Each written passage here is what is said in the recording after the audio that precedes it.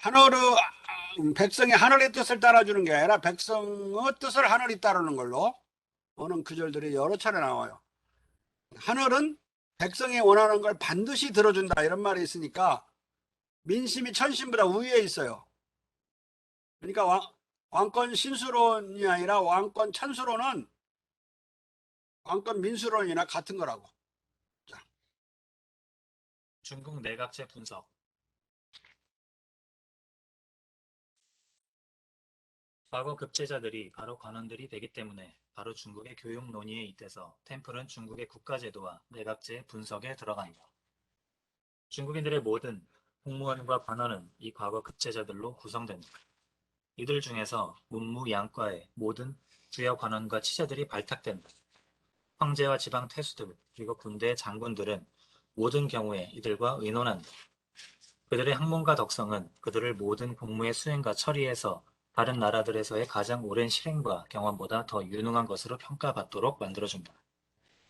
그들이 군문에 들어가면 그들은 모든 큰일에 제 생명을 내놓는 점에서 그들의 군부대의 가장 용감한 병사보다 더 용감하고 더 관대한 것으로 느껴진다.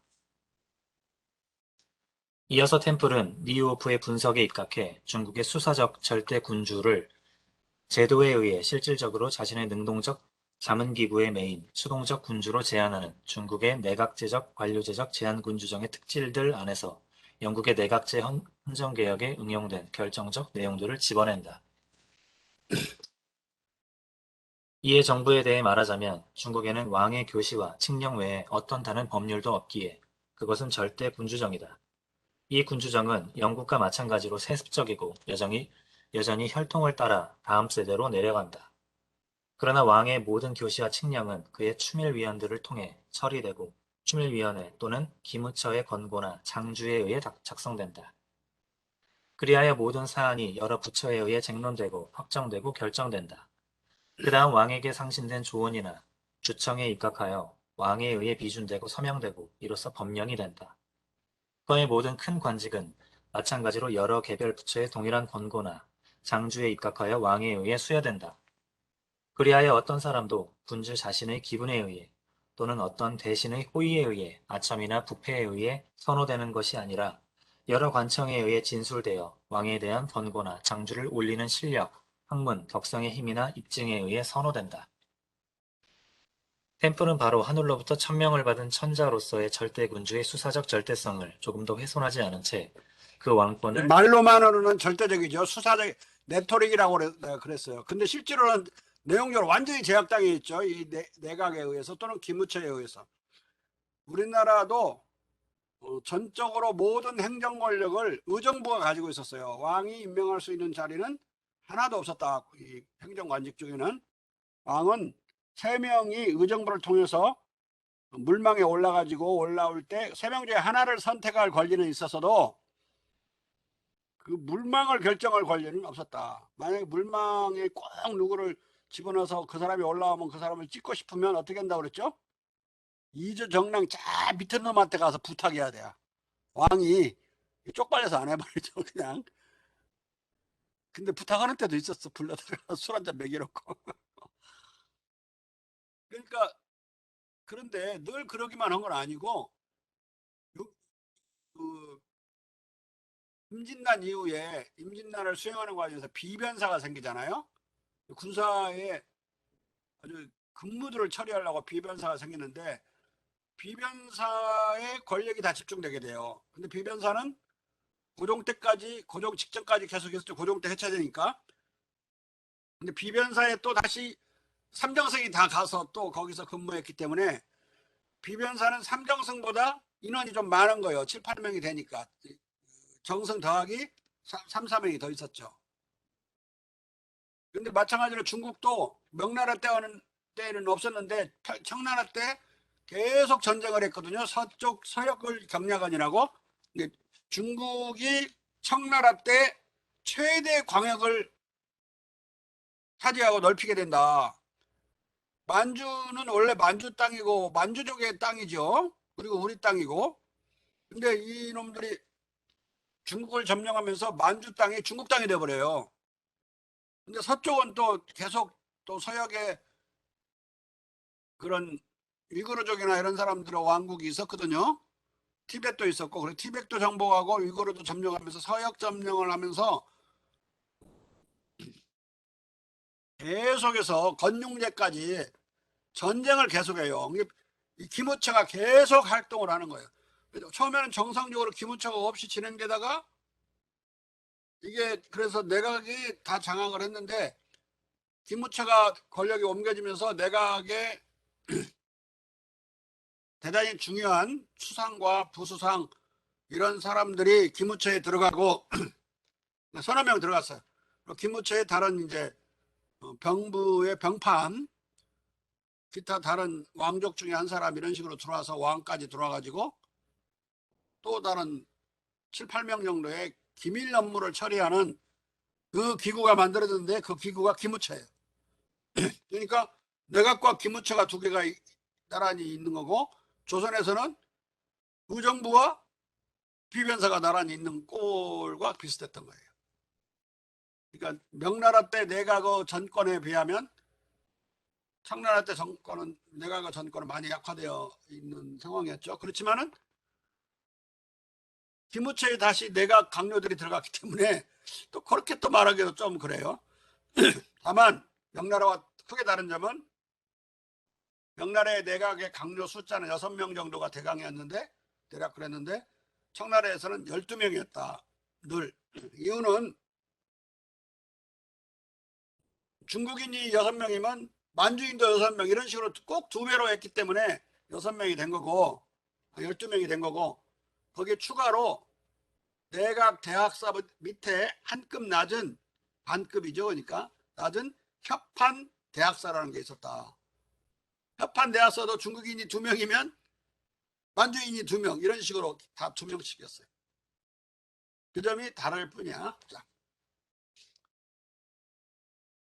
훼손하지 않은 채 그 왕권을 소관부처의 장주와 자문에 묶어 수동적 비준권으로 축소시킨 중국의 헌정체제의 이런 특징에서 왕권 신수설적 절대 군주정을 고집하는 찰스 2세와 고대 헌법론적으로 왕권을 제한하려는 의회를 타협시켜야 하는 불가능한 임무를 성공적으로 완수할 해법을 본 것이다. 템플은 중국의 왕권을 제한하는 두 기구를 육부 관료체제와 내각으로 보았다. 그는 육부를 상론한 데 이어 이호프를 따라 청대 내각제를 설명한다.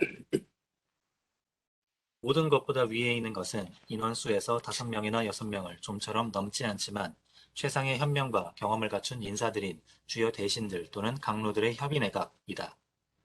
이들은 큰 예찬을 받으며 다른 중앙부처나 지방정부를 거친 뒤에 마침내 이 최고의 위계로 승진해서 왕과 직접 면의하는 추밀원 또는 기무처에 봉직한다. 저기 The Council of the Collaus or Chief Ministers 그랬죠.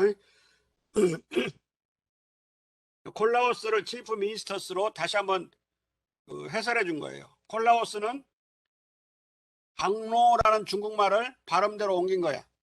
강로는 내각 대학사를 줄여서 불러주는 거야. 내각의 노인들이다 또는 원로들이다는 뜻으로.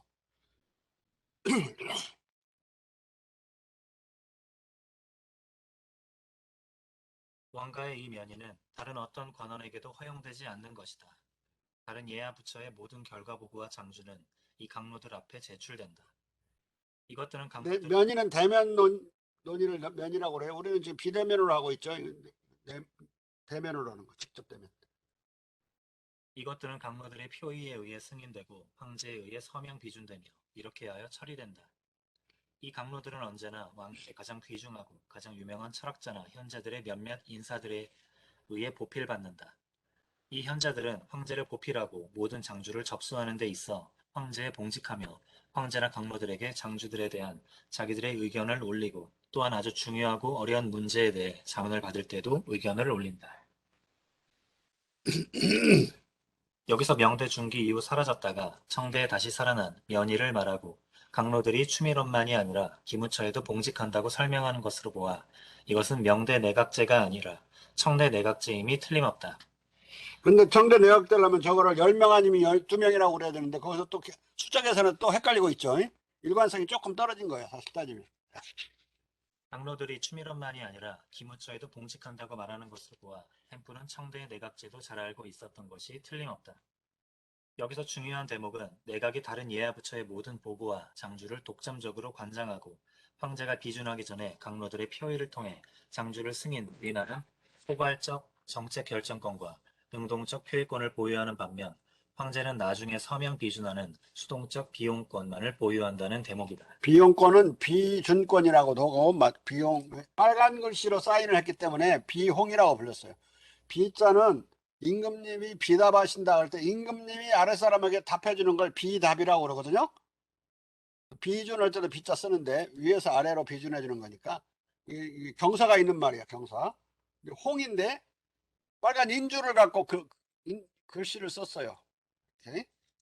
비홍이라고 하고 비준권이라고 합니다. 자, 이것은 황제가 피동적 기구인 반면 능동적 실질적 정책기구는 내각임을 뜻하는 것이다. 그러나 주지하다시피 그 인사에서 아까 뭐 정조가 임명하고 싶은 사람도 못하고 밑에 이제 정랑에 올려주면 되니까 이제 정랑 때문에 사색 당파가 벌어지죠. 이제 정랑을 어떤 정파가 가져가느냐로 싸우는 거예요. 정권을 누가 차지하느냐는 자기 당파에서 이조 정랑을 차지해야 정권을 차지하는 거야. 왜냐하면 관료 임명권을 거기서 독차지할 수가 있으니까. 임금이 의정부를 거치지 않고 할 수 있는 유일한 것은 열어줘. 유일한 임명권은 암행어사나 어사밖에 없었다. 그러니까 임금이 임명한다는 말을 안 쓰고 정조께서 누구를 암행어사에 제수하셨다. 제수는 의정부를 거치지 않고 직접 임명하는 걸 제수라고 그래요. 제수할 수 있는 관직이 몇 개 없었어요. 임시직급밖에. 어사, 암행어사 이런 것밖에. 네? 사실 따지면 한국의 임금도 별로 그런 풀파워가 없었죠. 의정부를 반드시 거치거나 비변사를 거쳐야 된단 말이에요. 네? 별로 실감이 안 나는 것 같은데. 그러나 주지하다시피 청조의 황제는 대체로 이런 피동적 기관으로 남지 않고 줄곧 능동적으로 행동했다. 강로를 보필하는 내각 승려들, 왕국의 가장 귀중하고 가장 유명한 철학자나 현재들의 몇몇 인사들에 대한 설명은 리오프의 내각제 설명의 경우처럼 청조의 내각 승려에 대한 설명으로 보인다. 그런데 템플은 이 승려들이 각각 60명으로 구성된 국경 소재의 두 의원에서 선발된다고 말하고 있는데 청조의 할리원을 가리키는 것으로 보이는 이 두 의원에 대한 기술은 리오프가 제공한 정보보다 더 많은 것을 담고 있다. 템플이 아마 내각에 특별한 관심을 둔 나머지 거의 각각 60명이라고 한 것도 만주인 60명, 한인 60명에서 만한 합쳐서 120명이었어요. 자, 근데 이 사람은 이걸로 오해해. 이게 상원, 하원 비슷한 걸로. 어셈블리라고 표현한 것도 그렇고 아카데미스라고 해야지. 어셈블리로 번역하면 안 돼요. 어셈블리면 의회계. 우리 내셔널 어셈블리라고 그러죠. 우리 국회를. 자, 템플이 아마 내각에 특별한 관심을 둔 나머지 다른 서적들도 뒤져보았던 것으로 보인다. 두 의원이라고 한 것은 한족, 완주적으로 이원화된 할리먼을 가리키는 것으로 풀이된다. 그들은 학문의 모든 일에 채용된다. 그들은 그 안에 필요한 명령을 주고 모든 공문서를 보관하고 모든 공문서를 정리하고 요약하며 국가의 모든 법령을 기록한다. 이들 중 몇몇 사람은 후임 왕으로부터 그의 전임 왕의 시대와 행적을 진술하고 기록하도록 명받는다. 마지막으로 이들로부터 그들이 지혜와 덕성의 존경과 명성 속에서 성장하는 만큼 국가의 관원들과 여러 부처의 자문관들이 뽑혀 점차 승진한다. 이 두 의원의 하나에 속하지 않은 사람은 누구도 결코 강로의 신분에 도달하지 못한다.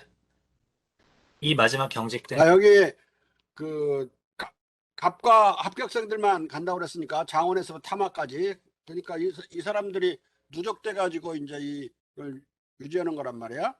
이 아카데미가 유지되는 거기 때문에 여기 출신에서 강로가 생겨나요. 여기 출신인 사람이 뭐 다른 관직도 하다가 나이가 들면 강로가 되는 것이기 때문에 1, 2, 3등에 속하지 않은 자는 처음부터 대학사가 강요가 될 수 없는 걸로 거의 볼 수가 있다.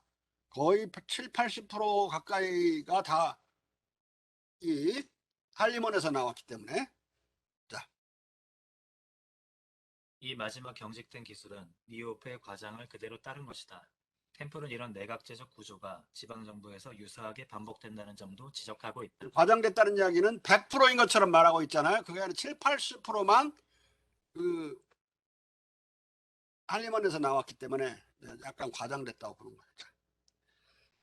템플은 법의 제정의 중요성에 맞먹는 법과 정사의 집행으로서의 행정의 중요성을 인식한 최초의 영국인이자 이 행정의 관점에서 중국의 탁월성을 인식한 최초의 영국인이기도 했다.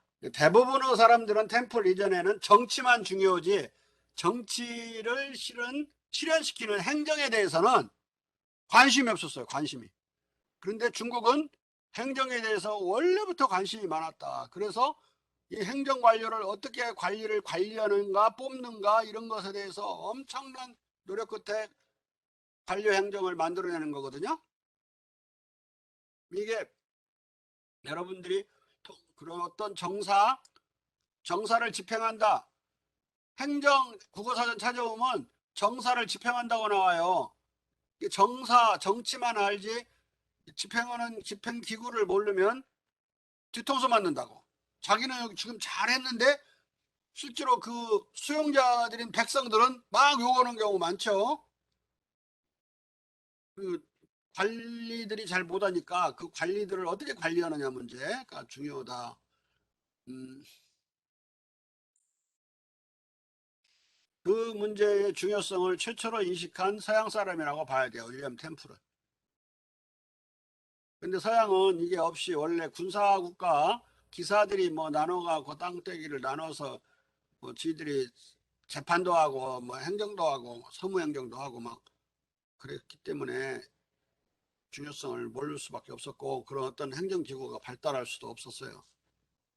땅떼기로 다 나눠져 버렸기 때문에 전체를 통합해서 그걸 관리하려고 할 때나 이게 행정기구의 문제가 중요하다는 걸 알게 되죠. 중국처럼 통일된 왕국이야지 그걸 땅떼기를 갈라갖고 나가가지고 누가 그냥 세습해서 그 자리를 자꾸 이어져가는 서양 같은 봉건적 국가에서는 행정에 대한 관심이 떠오를 수가 없는 것이다. 근데 우리 얼마나 그 행정관리가 어려운 것인지는 여러분들 뭐 하나로 반증할 수 있냐면 행정학이라는 게 별도 학문으로 정치학과 달리 생겨났다는 것부터가 행정이 얼마나 독립적인 논리를 가지고 있는지 알겠죠? 행정학은 모르지만 행정학의 존재 때문에 행정에 독립적인 라직이 있다는 걸, 논리가 있다는 걸 인정할 수밖에 없는 거예요. 예? 나는 이렇게 하려고 그랬더니 저기는 결과는 이렇게 나와버릴 수가 많으니까.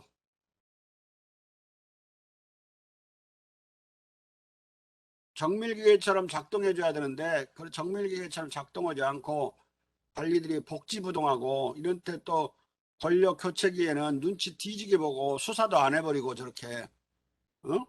뺑뺑 돌고 엉뚱한 수사나 하고 막 이런 식의 정치 바람을 막 타버리는 거야 행정이. 법으로는 행정은 정치와 독립해야 되죠. 근데 그 잘 말이 안 돼요. 자, 그는 백성의 불만에 관하여 해서 이렇게 말한다. 그러나 법률들은 그것이 먼저 잘 합의되고 제정되며 그 다음으로 계속 잘 집행되게 된다면 사람들 간의 질서를 유지하는 데 이바지한다. 불만, 무질서, 내부적 이반은 전자의 결여나 실패로 인한 것보다 후자의 결여나 실패로 인해 훨씬 더 빈번하게 생겨난다. 어떤 탁월한 입법자나 원로원이 어떤 탁월한 헌정제도를 고안하고 제정할 수 있다지만 누구도 이것을 시행하고 뒷받침하는 데 필요한 모든 치자 관리들이 현자이거나 선인이어야 한다고 또는 그들이 현자이면서 동시에 선인이라면 그들의 관직이 요구하는 그런 배려와 근면, 열성과 활기를 가져야 한다고 규정할 수 없다. 지금 어떤 헌정제도도 그렇게 완벽하지 않고 법률이 그렇게 정의롭지도 않다면 게다가 행정이 나쁘고 무식하거나 부패해 있고 너무 엄격하거나 너무 태만하고 너무 소홀하거나 너무 가혹하다면 정부의 본래적 통치 구상과 헌정제도의 취약성이나 결함으로 인한 것보다 더 정당한 불평분만의 기회가 주어질 것이다. 왜냐하면 최선의 인간들이 다스리는 정부가 최선의 정부라고 아마 유사한 성격의 다른 주제들만큼 많은 이유에서 결론 지어질지도 모르기 때문이다. 그 종류의 도식을 그대로 둔다면 악인이 다스리고 일반적으로 국가 관직에 고용되어 있는 정부들은 악정부들이다. 하지만 이것은 우연에 의해서만이 아니라 자연적 성향에 의해서도 천지만물이 복종하는 천하의 악이다. 이 악은 거의 변경될 수도 없고 더구나 이야기에서 나타나는 기초들 가운데 가장 깊고 지혜로운 기초 위에 수립된 중국 제국의 유구한 정부에서가 아니라면 우리가 책에서 읽은 한에서 변경된 적도 없었다. 전혀 관계없는 데서 중국적인 내용을 강의 해놓고 마지막에 중국만 빼면 그런 데 없다 이렇게 이야기를 해버리죠. 자, 여기서 템플은 훌륭한 행정의 중요성을 강조하면서 예외적으로 중국 제국의 유구한 정부만이 이 행정 업무를 감당할 수 있다고 말하고 있다. 위 글은 최선의 인간들이 다스리는 정부가 최선의 정부라는 표현에서부터 이미 공자처럼 배어 있다. 공자는 그 사람이 있으면 그 정치가 일어나고 그 사람이 없으면 그 정치가 그친다고 하여 인치를 예치 못지않게 중시하는 군자치국론 또는 덕치론을 천명하고 국가의 의리를 효제와 자애로 환원하고 통치자를 백성의 부모로 규정하는 가족국가 비유론적 인정, 양민, 교민의 공감정치론을 갈파하지 않았던가. 공자는 이게 대학에서 인치론을 엄청 강조하고 또 논어에서는 예치론을 엄청 강조하죠. 심지어 얘가 아니면 보지도 말고 얘가 아니면 듣지도 말고 얘가 아니면 움직이지도 말아라 그랬어요. 모든 극기복려하면 자기 자신을 잘 다스려서 예로 돌아가면 위인이니라. 인을 실천하는 것이다. 어? 한 사람이 예로 복귀하면 천하가 예로 복귀한다. 또 인으로 돌아온다. 이 한 사람이 오면 그렇다는 소리는 임금님 하나만 예를 지키게 되면 천하가 예로 돌아오게 된다. 임금은 너무 중요한 자리이기 때문에 자기 자신 한 사람이 그 누구냐 김영태 혼자 예로 복귀하면 천하가 복귀한다는 소리가 아니라 임금님한테 한 말이니까 예. 얘가 아니면 듣지도 말고 얘가 아니면 보지도 말고 얘가 아니면 움직이지도 말아라. 이건 예치를 강조한 거고 금방 이 지금 그 사람이 있으면 그 정치가 있었고 그 사람이 없으면 그 정치가 없어진다. 이 말하고 반대말인데 두 개를 결합해야만 공자의 예치 인치론이 성립한다. 자, 이런 관점에서 보면 템플이 1672년에 쓴 통치의 기원과 본성에 관한 에세이도 공자철학에 배어 있는 것으로 보인다.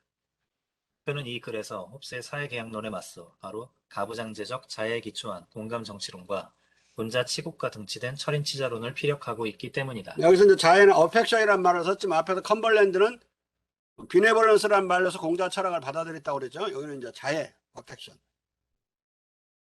단 한 사람의 통치가 본래적이고 자연스러운 통치라고 얘기되는 것에 대해 이미 선호가 결정된 것으로 보이더라도 아마 가장 순리적으로 결론 지어질 수 있는 것은 한 나라 안에서 관습과 용례에 의해 가장 오래 받아들여지고 공인된 그 형태들, 가장 일반적이고 가장 강렬한 흐름으로 백성의 정서와 풍습이 흘러들어간 그 형태들이 최선이라는 것이다. 아니면 최선의 사람들이 다스리는 형태들이 최선의 통치라는 것, 그리고 차이는 정부의 형태에 있는 것이 아니라 치자들의 인물에 있다는 것. 옛날에 얘기된 것의 의미로 하면 지혜롭고 선한 사람은 철학자를 뜻하는 것으로 받아들여지는데 최선의 통치는 왕이 철학자이고 철학자가 왕인 통치 형태다. 철인 통치론을 전개시키면서 이를 연결시키고 있죠. 앞에서 한 말하고 비슷한 표현도 나와요. 최선의 사람들이 다스리는 것이 가장 최선의 정치다. 이런 말들이. 자, 플라톤의 철인치자론에서 철인은 인의 예지의 선덕이 아니라 지혜, 소피아, 용기, 절제, 정의를 대덕으로 내세우는 철학자다. 따라서 템플은 지혜롭고 선한 철학자로서 플라톤의 철인이 아니라 공자의 군자를 의미한 것으로 보인다. 따라서 템플이 여기서 피력하는 철인치자론은 실은 공자의 군자 치국론이다. 그리하여 그는 민심론을 바탕으로 인해의 정치로 논의의 방향을 돌리고 있다. 모든 통치가 서 있는 토대는 백성의 동의 또는 백성의 가장 크고 가장 강한 부분의 동의다. 어떤 방식의 하나에 의해서든 모든 방식에 의해서든 최대 다수의 동의를 받아들이고 결과적으로 통치를 뒷받침할 백성의 욕망과 결의를 받아들이는 정부는 가장 넓은 밑받침을 가졌고 가장 큰 범위의 토대 위에 서 있다고 정당하게 말할 수 있다. 그러기에 그것이 단 한 사람의 권위로 종결된다면 그것은 가장 협소한 꼭대기를 이루고 그리하여 가장 굳건한 유형의 피라미드 형태를 이룬다고 또 얘기될 수 있다. 반대로 애정을 딴 데로 돌리고 백성의 지지를 잃고 민익을 거스름으로써 자신의 영역 밖의 최대 부분의 동의를 두는 정부는 동일한 정도로 토대를 잃고 밑받침을 좁히는 것이라고 정당하게 얘기될 수 있다. 이런 척도들에 의해 군주가 자유로서 그리고 그의 백성 또는 백성의 대부분, 즉 백성의 많은 등급에 의해 가장 크거나 가장 강력한 부분의 의견과 이익에 따라 다스리는 군주정의 다른 모든 정부 가운데서 군주정이 군주정이 다른 모든 정부 가운데서 가장 안전하고 굳건한 정부다. 그리고 반대로 백성들의 일반적 정서와 이익에 기초하지 않고 단지 정부에 참여한 또는 정부에 의지하는 사람들의 정서와 이익에만 기초한 인민정부는 다른 모든 정부 가운데 가장 불확실하고 가장 빈번하고 가장 가벼운 변화에 좌지우지된다. 그래서 인민정부는 민주정부를 말하는 거예요. 이 사람은 군주정을 지지하기 때문에 민주정을 좀 디스카운트 시키고 있죠. 중국은 그것을 자기의 입장을 중국을 인용함으로써 이제 자꾸 중국의 예로서 정당화하고 있는 거예요. 그의 자의 다스림은 곧 인애로 다스리는 공자의 인정론이고 그가 여기서 모든 통치의 토대로서 말하는 백성의 동의는 공자의 민심을 말한다. 다만 여기서 그는 1670년대 이후 농거들에서처럼 떳떳하게 공자를 출처로 밝히지 않고 있을 뿐이다. 템플은 위 인용문에서 말하는 인민정부의 사례로 영국의 크로멜 정부와 네덜란드의 총독 정부를 든다. 여기서는 후자의 경우를 제쳐놓고 크로멜의 공화정부에 대한 그의 분석만을 알아보자. 그는 1660년의 왕정복고를 1660년 영국의 혁명이라고 부른다. 복고를 혁명이라고 부르니까 혁명이란 말이 정립되어 있지 않는 거죠. 혁명은 늘 진보적인 것으로만 연결돼야 되는데 여기서는 거꾸로 가도 혁명이라고 그랬어요. 그리고 영국 내정 과정과 크로멜의 공화정을 분석한다. 전자, 영국의 경우에 어떤 뿌리를 설계하지도 않았고 정부에 참여한 자들의 애정과 이익 외에 그 어떤 것으로부터도 전혀 도출되지 않은 산탈된 권력은 6만여 명의 불패 군대의 무력을 믿고 자칭 의회에 의한 합법적 세출이라는 모의 형태를 갖췄을지라도 군대의 무력에 대한 두려움에 의해 걷어지는 비례적 세수를 믿고 스스로 안전하다고 생각했다. 하지만 우리는 그들이 유구하고 합법적인 정부를 원하는 백성의 성향과 경향적 정서에 굴복하는 것을 보았다. 그리고 이 강력한 군대도 갑자기 민심과 민력을 잃고 그들이 그렇게 오랫동안 백성의 주의 주장과 민익이라고 불렀던 것을 포기하고 다시 인민 대중 속으로 융해되어 들어가는 것에 만족하는 것을 보았다. 또한 국민의 일반적 정서와 발맞춰 피 한 방울 흘리지 않고 왕의 명예로운 복고를 향해 가서 분쟁, 즉 왕국의 그토록 치명적이었던 것의 발단과 추이를 종식시키게 되는 것을 보았다. 템플은 피 한 방울 흘리지 않은 왕의 명예로운 복고를 1660년 영국의 혁명이라 고쳐 부르고 복고라는 단어 앞에 훗날 로크 등 극진 소수파가 명예혁명에 쓰게 되는 글로리우스라는 수식어를 붙이고 있다. 그에게 왕정복고는 왕정의 명예복고인 것이다. 이것으로 우리는 두 가지 사실을 알 수 있다. 첫째, 1660년에서 70년대에도 대부분의 영국인들은 백성이 왕을 죽이고 정권을 바꾸는 반정, 폭군 방벌이나 왕조를 바꿔치는 역성혁명을 뜻하는 인민혁명의 관념이 부재했다는 것이다. 둘째, 그럼에도 불구하고 템플은 청교도혁명의 실패와 왕정복구가 단순히 크로멜 세력이 유구하고 합법적인 정부를 원하는 복구적 민심에 굴복해서 벌어진 것인 양 피상적으로 분석하고 있다. 그러나 여기서는 민심이 복고적으로 변한 심층적 이유를 밝히는 것이 관건이다. 실은 영국인들은 영국 내전 당시 백성이 폭군을 일개 사내로 여겨 죽여도 되는 혁명의 개념도 혁명의식도 전무했기 때문에 찰스 1세의 처형을 시군으로 여겨 극한적 양심의 가책을 느꼈었다. 이 정치도의적 양심의 가책은 왕정복고 전야에 크로멜의 무덤을 파내 그 시신을 부관 참시하는 과격 행동으로 터져나왔다. 노로토. 또 터져나왔다. 국왕처형을 집행하고 감당할 수 있는 근대적 혁명의식을 갖추지 못한 영국의 민중과 지식인들의 전통주의적 의식은 유구하고 합법적인 정부를 원하는 복고적 민심으로 표출된다. 템플은 충직한 왕당파로서 공자 철학을 의식적으로 대학에서 군주가 편벽되면 천하에 의해 죽임을 당하는 역성혁명 부분을 빼고 학습했을 것이다. 따라서 그는 이 왕정복고 사건을 영국민의 반정 혁명 개념의 부재라는 근본적 관점에서 이해할 수 없었던 것이다. 자, 여기서 편벽되고 천하에 의해 죽음을 당한다, 편벽되면, 이 구절을 빼놓고 읽었다라고 내가 이렇게 하고 있지만, 정확히 말하면 빼놓고 읽은 게 아니라 쿠플레가 중국 적자 공자라는 책에서 사설을 번역하는데, 대학을 번역했는데 거기서 빼놓고 번역해요. 이 구절을 막 어영부영 물타갖고 번역해. 그러니까 무슨 소리인지 몰랐겠죠. 죽임을 당한다면 뒤진다는 소리요. 살육할 때 육자를 썼거든요. 그건 뭐 다른 경우에도 또 공자가 밝히지만. 자, 1679년 템플과 찰스 2세에 의한 영국 내각제 개혁의 추진. 템플은 명예혁명 전 여기는 우리 이제 이용고 장군이 잘할 텐데, 내각제. 어? 템플은 명예혁명 전 17세기 중후반 중국의 만민평등교육 3단계, 교육제, 과거제, 관료제만이 아니라 특히 내각제적 제한 군주정에 탐복한 것이다. 주지하다시피 중국의 왕권은 민본주의, 덕치주의, 공의, 간쟁, 상소, 제도 등 여러 정치 이념과 견제장치에 의해 이중 삼중으로 제약되어 있었을 뿐만 아니라 명나라 때부터 제3, 승상을 대체한 내각의 권력 분립적 의정권에 의해 크게 제한되어 있었다. 명대 내각제의 자연 발생적 발전 과정을 다시 되돌아보면 태조 홍무제 때 폐지된 승상제 대신 황제의 자문비서기구로 등장한 명나라의 내각제는 3대 성조, 영락 연간의 문현각 대학사들의 정식 참의의 기무제로 제도화되어 4.5대 홍의, 선덕, 영간의 속료를 가진 독립적 권력기구로 성립되었으며 내각대학사, 각신 또는 각로들 중 태자의 사부들이 사모관으로 우대받고 선덕 영간의 내각의 표의권이 주어져 내각에 의해 황권의 자유를 견제하고 황제의 무능과 실책을 보완할 수 있는 보정체제가 수립되었다. 이 내각체제는 6대 영종의 정통 연간에도 그대로 유지되었다.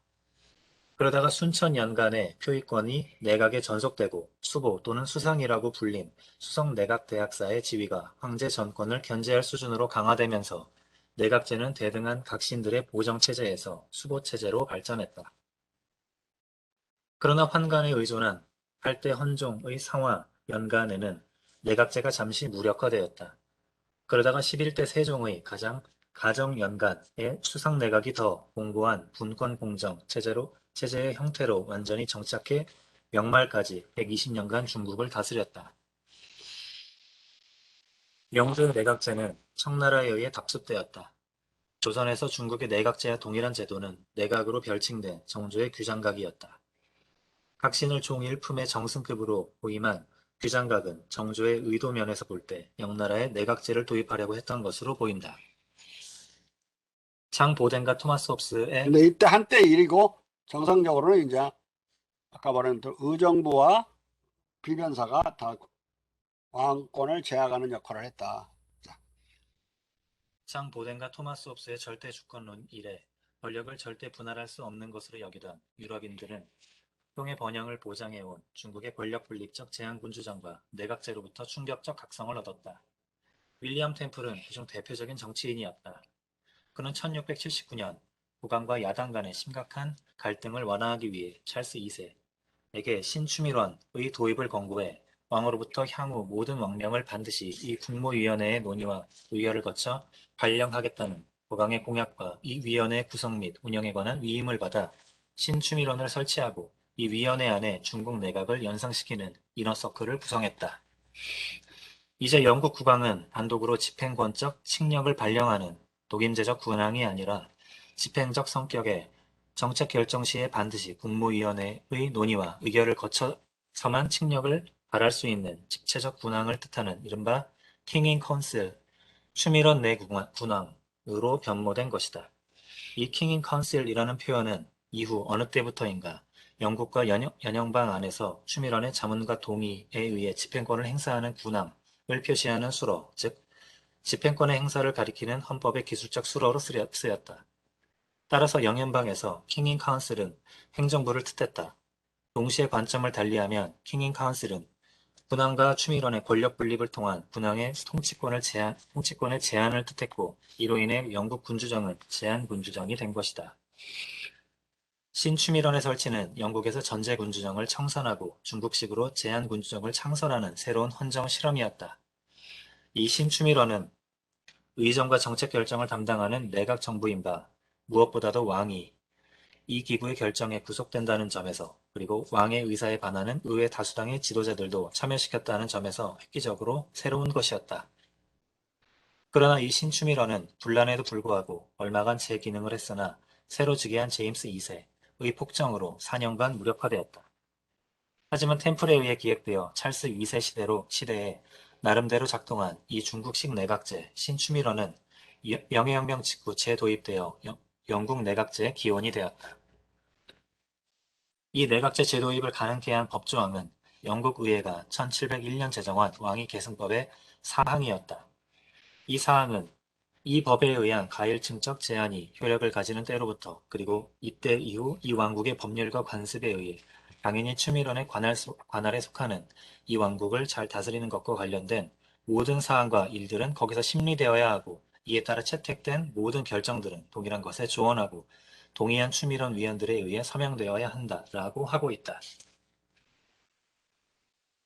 찰스 1세의 절대주의를 잇는 찰스 2세와 제임스 2세의 절대 군주정과 크로멜의 공화주의 군사 독재 사이에서 갈팡질팡하던 당시 영국인들은 이처럼 중국에서 헌정 문제 해법, 즉 내각제에 의한 왕권의 자기 제한 제도를 발견해 자국에 적용했고, 이를 기점으로 1688년 명예혁명과 이후 18세기 정치 과정을 통해 템플의 중국식 신추밀원을 더욱 발전시켜 마침내 영국 특유의 의원 내각제적 제한군주정을 창출했던 것이다. 저기 자기 제한 제도라는 말을 아주 대단히 중시해야 돼요. 왕이 자기의 내각의 강요들을 임명할 권한은 왕에게 처음에 있었는데, 그 사람들의 논의를 거쳐서만 칙령을 발령할 수 있다고 이렇게 자기가 선언했기 때문에 자기 제한이 돼버리고, 자기가 임명한 사람들에 의해서 제한받는 거예요. 그 사람들의 제한을 안 받으려면 그 강요들을 잘라버릴 수밖에 없는데, 자기가 자기를 잘라는 식이 되는 거죠. 그러니까 어떻든 이런저런 복잡한 과정에서 셀프 디스트럭션이 되는 거죠. 기가 막힌 제도라는 사실을, 자기가 자기를 제한하는, 왕이 자기를 제한하는 제도를 인식을 했던 거예요. 누가? 템플이 인식을 한 것이다, 처음으로. 자, 이와 함께 순임금, 의임금과 관련된 임금은 천하를 영유하나 이에 관여하지 않는다는 논어의 영유권, 주권과 치국권, 파생적 통치권의 권력 분립 원칙도 어느덧 왕은 군림하나 통치하지 않는다는 영국의 불문헌법으로 번안되었다. 윌리엄 템플은 중국 정치체제와 공자철학 연구를 통해 새로운 근대 철학, 즉 계몽주의의 길을 개척했을 뿐만 아니라 영국의 국가체제를 내각제적 제한군주정으로 혁신시켰다. 이 국가혁신을 기점으로 영국은 정치적으로 대륙을 100년 앞지르게 된다. 이것은 템플의 중국 연구와 공자 학습에서 비롯되기도 했지만 찰스 2세 자신의 특별한 공자 애호와 중국 열광 덕택이기도 했다. 그리하여 이 덕택에 영국은 18세기로의 세기전환에 앞서 극동 문화로부터 가장 값진 도움을 얻은 나라가 되었다. 훗날 세계로 확산되는 영국 의원 내각제의 물꼬가 바로 템플과 찰스 2세의 중국식 내각제 개혁에 의해 트였기 때문이다. 6-4 템플의 중국 정언론과 사라와디 이거 더 자세한 걸 보려면 뭐라고 내가 각주를 다뤄놨죠. 여기 각주 1593번 보면은 내가 논문 쓴 것들이 있어요. 그리고 이번에 나오게 될 책에 이제 더 자세하게, 이런 논문들보다 자세하게 다뤄져 있다. 책 제목은 유교국가의 충격과 서구 근대국가의 탄생이라는 책이에요. 방대한 책이야. 그 1, 2, 3권으로 그것도. 제일 앞부분이 내각제를 다뤘어요. 거의 책 한 권 되게. 자, 6-4 템플의 중국 정언론과 사라와디 조언술. 윌리엄 템플은 윌리엄 템플은 공자 철학과 유교 정치 사상을 철학적, 정치적으로 유럽에 토착화시키는 데 결정적 역할을 한 17세기 거장 문필가였지만 상론의 뜻이 그는 또한 영국의 정원 미학을 변혁시켜 이른바 중형가들의 물꼬를 튼 미학적 혁명가이기도 하다. 따라서 여기서 그에 대한 논의의 완성을 위해서 여기에 다시 앞의 논의를 요약하고자 한다. 상론의 뜻이 템플은 비대칭적 사라와지, 정원 양식의 최초의 주창자로 공인된다. 하지만 그의 원예 에세이의 공간 이후 한동안 영국의 원예론과 중국의 원예론 간의 유사성과 비유사성은 잊혀졌다. 그러나 사라와지라는 수로는 아티레의 신부가 원명원을 기술한 서간이 영역 출판된 1752년부터 되살아났다. 아티레 서간의 영역본은 영국의 여러 잡지에 전제되고 아주 널리 읽혔다. 전통적 영국 정원과 달리 중국 정원은 정원의 주인이 세사로부터 물러나 음영의 조화를 즐기는 사색의 자연 공간으로서 정신적 중요성을 가지고 있었다. 이상적 정원에서 인조, 산, 암석 등 양의 요소와 물, 호수, 연못 등 음의 요소는 자연스럽게 섞인다.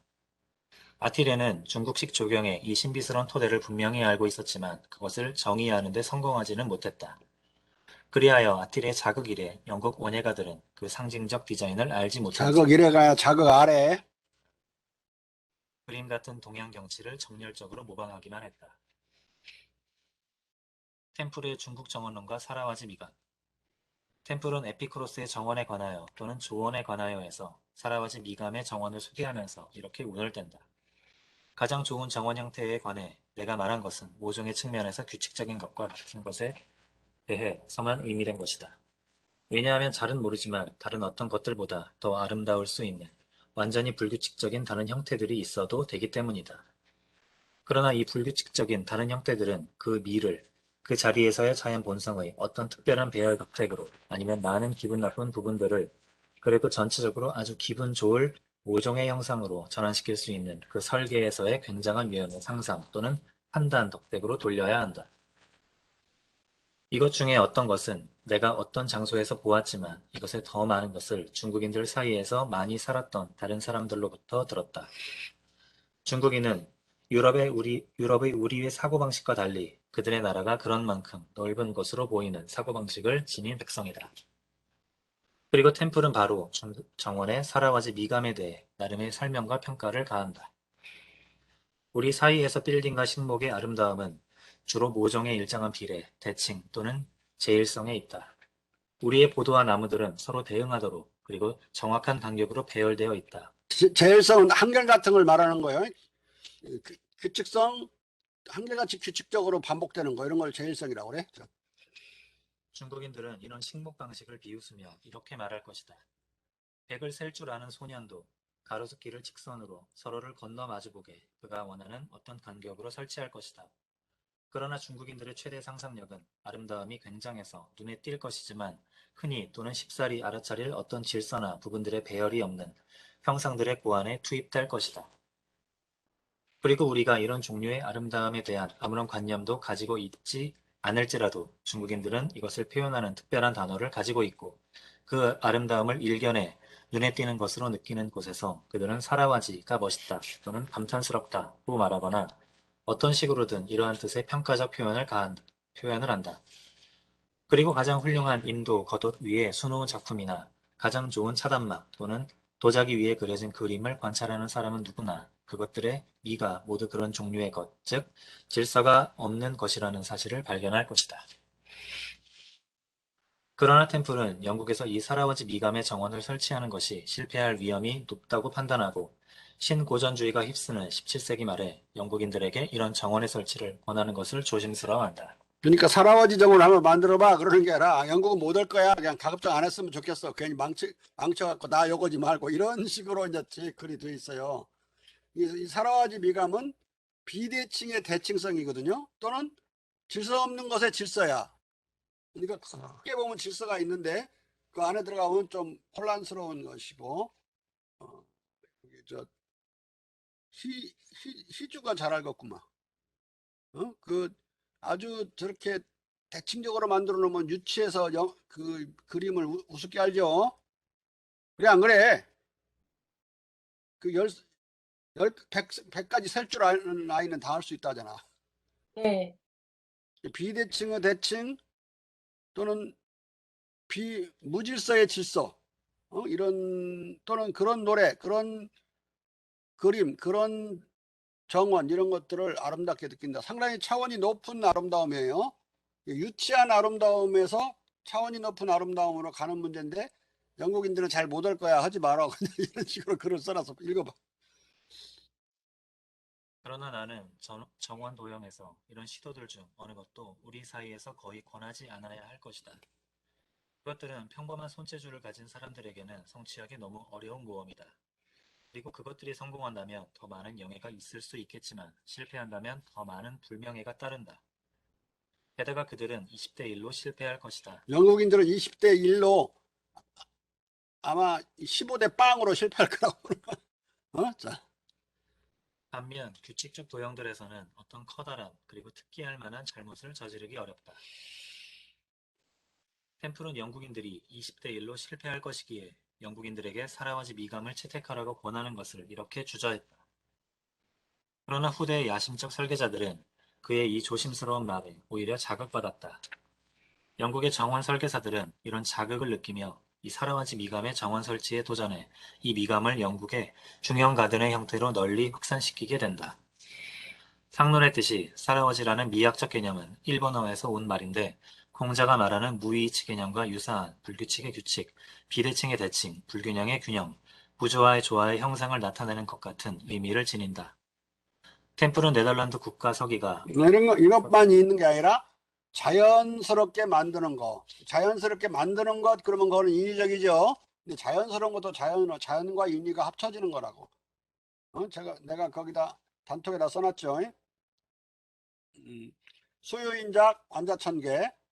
비록 인간의 손으로 만들었지만 하늘이 열어준 것처럼 마치 흡사 그런 것처럼 만들어라. 이런 원칙. 개성의 중국 정원 원칙인데 이거 그 개념이 여기 사라와지보다 좀 나은 것 같아요. 더 구체적이라고. 자, 템플은 네덜란드 국가 서기와 외교관을 지낸 시인 콘스탄틴 호이겐스의 호프비크 정원에서 이 멋있는 사라와지 형상을 직접 감상한 적이 있었다. 호이겐스는 호프비크 정원을 포괄적 인생 철학의 체현으로 파악했다.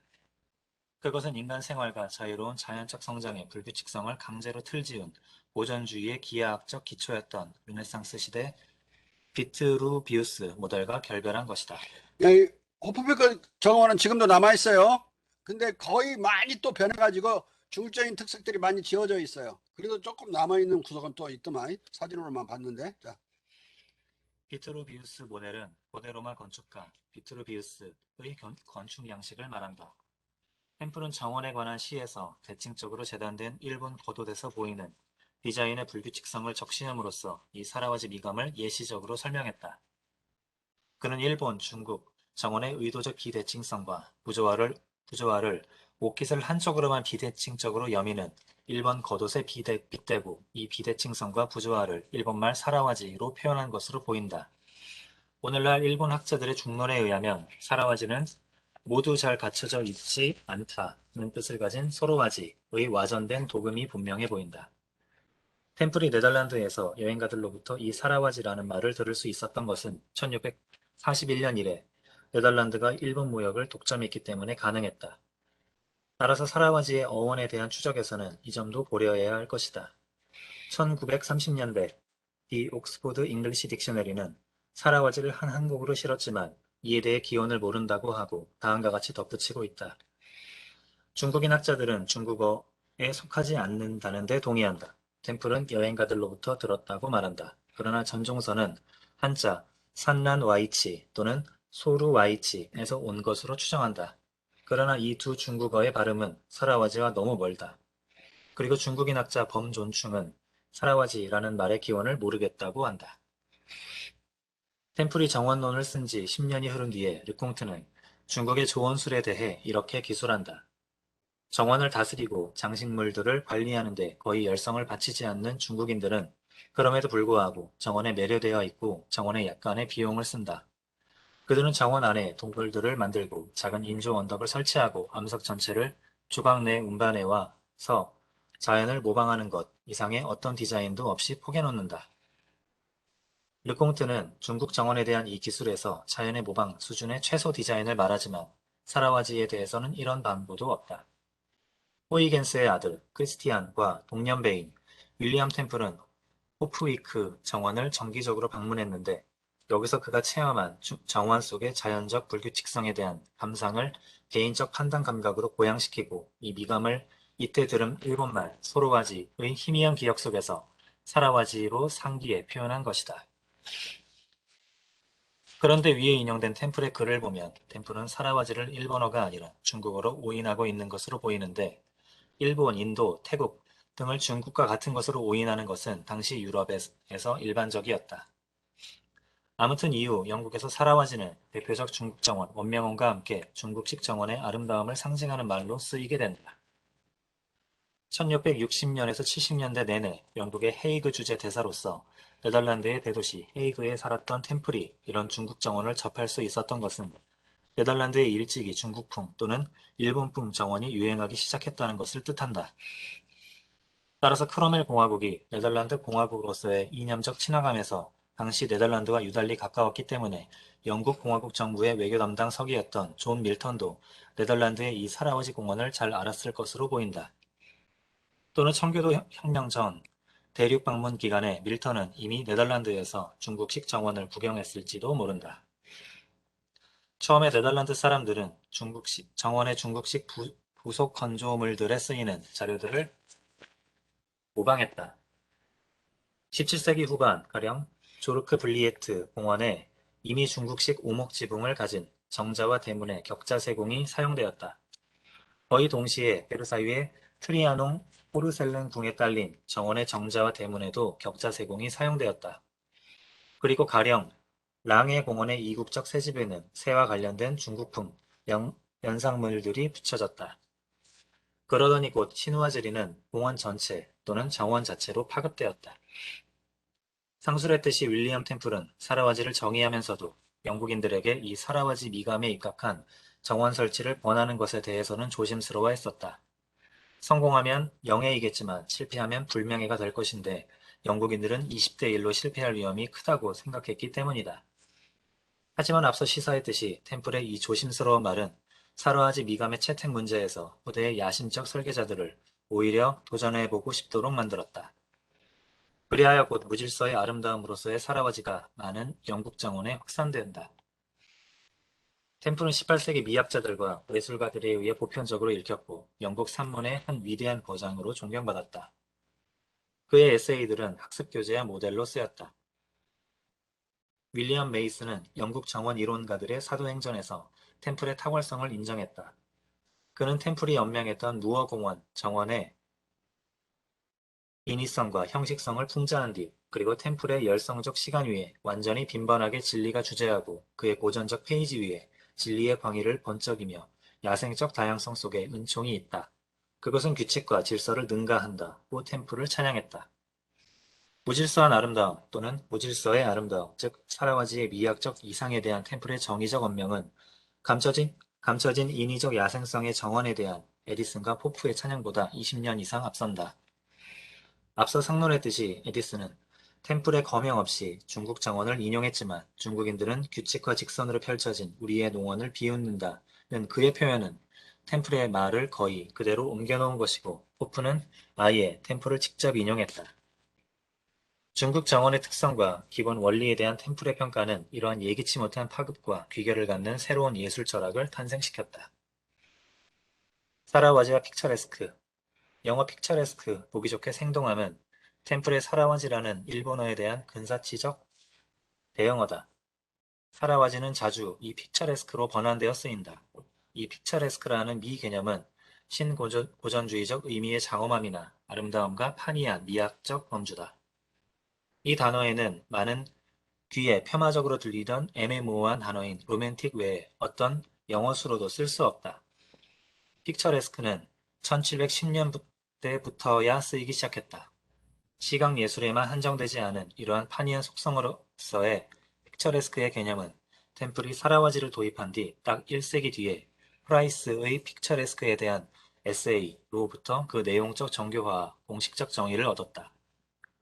끊어지고 각진 표면들이 동정심과 기간의 실제적 안달 때문에 부드러운 것보다 더 많이 자극한다는 것이 고도로 개연적인 것으로 보일지라도 가장 불변적이고 현저한 효과를 낳는 자극, 특유한 방식으로 픽처레스크한 것에 속하고 이 픽처레스크를 아름다운 것과 구분해주는 자극은 원칙적으로 그것의 두 커다란 특성, 즉 거침과 갑작스런 일탈에 의해 산출되고 부드러움과 흐르는 선들의 상대적 단조로움에 대립되는 바의 얽히고 설킴과 다양성에서 생겨난다. 장어미의 특출난 특성들이 방대함과 모호함이고 아름다움의 특성이 부드러움과 점잖음인 반면 픽처레스크의 특성은 형태, 색깔, 명도와 심지어 소리의 불규칙성과 연결된 거침과 갑작스런 변동이 있었다. 변명이었다. 이었다. 각 예술이 통과한 대량 대략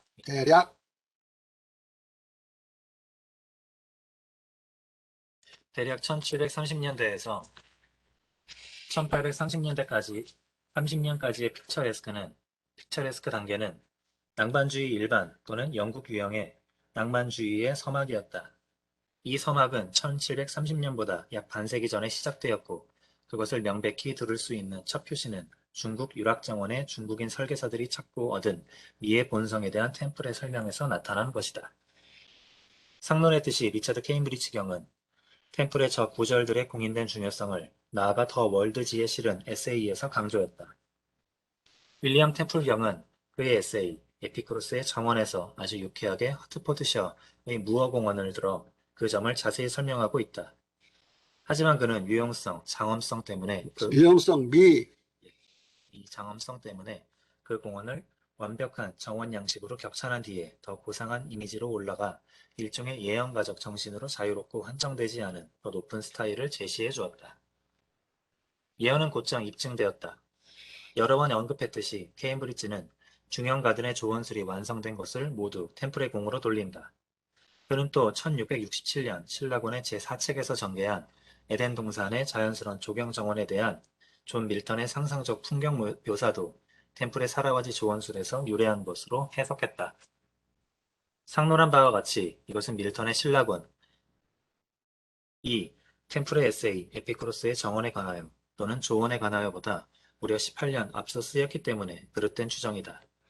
밀턴은 네덜란드를 오가다가 중국 정원 양식을 독자적으로 알았을 것으로 추정되고 이때 얻은 중국의 조경 정원 이미지를 신라권의 에덴 동산 묘사에 활용한 것으로 보인다. 중국식 정원은 석가산들 사이로 구불되며 때로는 포로 떨어지고 때로는 호수들의 골짜기 속으로 퍼져나가는 수많은 운하들에 의해 횡단된다. 석가산 또는 철산 또는 인조산 다 같은 말이에요. 석가산은 인조적으로 그 산을 옮겨올 수는 없으니까 그 아름다운 산을 자기가 보았던 또는 유명한 산을 명산들이죠. 그걸 축소해 가지고 인조산으로 자기 정원에 만드는 걸 석가산 또는 철산이라고 그런다 하자. 운하와 호수들의 불규칙적 둔덕들은 흉벽들로 둘러있지만 이런 경우에 유럽적 관습과 반대로 흉벽들이 자연스럽게 보이는 암석들로 형성되어 있다. 암석들 사이는 자연스럽게 보이는 수목과 관목들이 무성하게 들어서 있다. 영국인들은 이 중국식 정원의 기원을 알든 모르든 17세기 후반부터 19세기까지 이런 유형의 정원을 즐겼다. 이런 유형의 미감의 원천은 바로 템플이 이해한 사라와지 미감이었던 것이다. 자, 딱 우리가 오늘 한 번에 한 사람을 처리해버렸네. 윌리엄 템플을.